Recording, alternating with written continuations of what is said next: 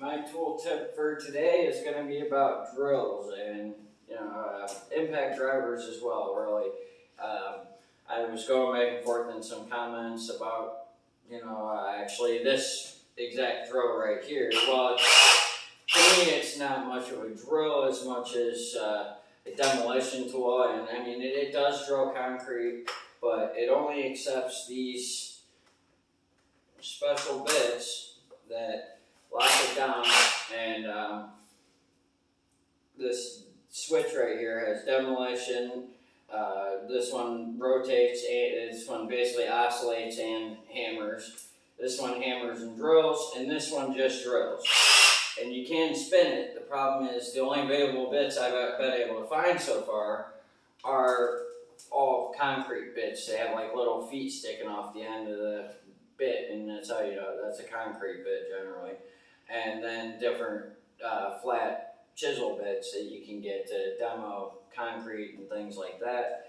So this is a very specific tool if you're busting up something, a small step or something. I mean, you want to get a bigger one if you were going to do even a step. I mean, this is a bust out a little bit or something, but I used to use it to lightly split some panels and things like that. It doesn't have a ton of hammer action like a pneumatic air chisel, but that's really all I use it for, and that's the only reason I got it. But I wouldn't advise you buying this if you're in the market for a drill. And then I also want to go over a couple I've had through the years. Like I got this actually at Mark's years ago. My daughters were both baby, like really little with me. I remember buying it. It was like $6.99. I'm like, yeah, I'll take it. And it actually is pretty powerful. It'll kick around on you. It's 5.2 amps. It's a pretty strong little drill for being a little cheapo, but this is an old style Black & Decker. This isn't a modern Black & Decker. I don't believe it's still got steel casing inside of it. And I want to show the wall that I had. Still runs.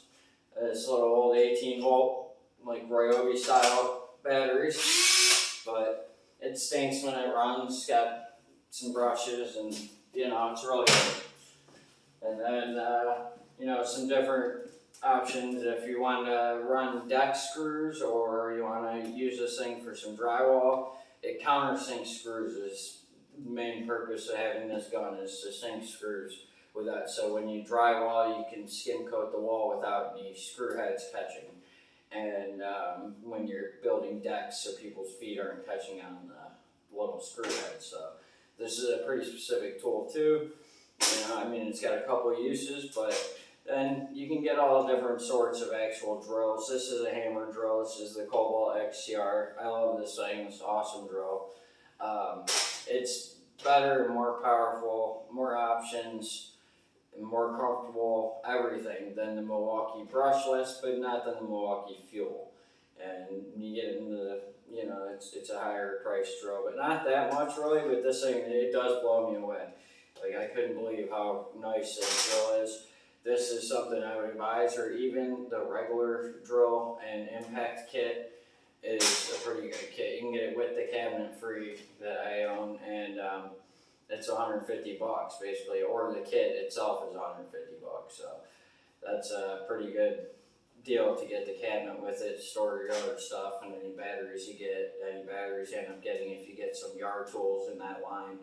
But it's the regular drills are just fine, especially for someone at their house. But these impact drivers, if you just wanted just to get an impact driver, you have the option of putting screw bits in, or you can get these hex head drill bits and throw these in and drill just fine with this. So this can be a screw gun and a drill driver. So this is pretty nice. It just depends on what you're drilling.